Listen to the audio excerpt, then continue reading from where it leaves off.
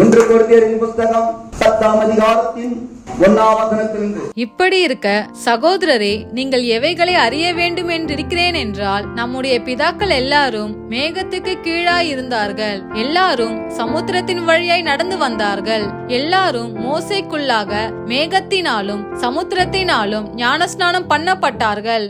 Bible வசனம் சொல்லுகிறது, அவர்கள் மோசேக்குள்ளாக சமுத்திரத்தினாலும் மேகத்தினாலும் ஞானஸ்நானம் பண்ணப்பட்டார். அப்போ சமுத்திரத்தின் மூடாய் போகிறார்கள், அது ஜலத்திலே ஞானஸ்நானம் எடுப்பது. மேக ஸ்தம்பம் அவர்களை நடத்தினது, அது ஆவியிலே ஞானஸ்நானம் எடுப்பதற்கு அடையாளமாய்.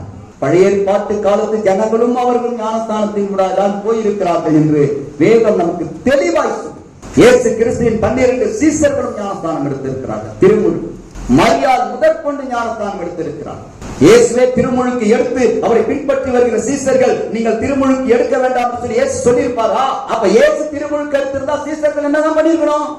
எடுத்ததுக்கு உண்டான ஆதாரம், எவிடன்ஸ் அப்போஸ்தலர் 1ஆம் அதிகாரத்திலே தெளிவாய்.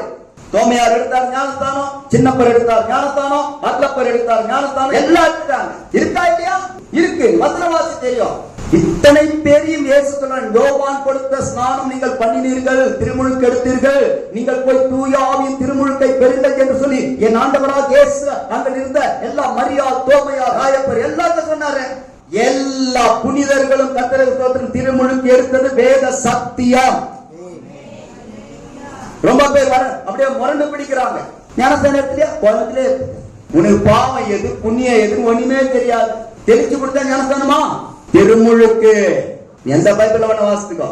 மனுஷருடைய கற்பனையின்படி நாம் செய்யக்கூடாது, தெய்வத்தின் கற்பனைகளின்படியாகத்தான் நாம் செய்ய வேண்டும்.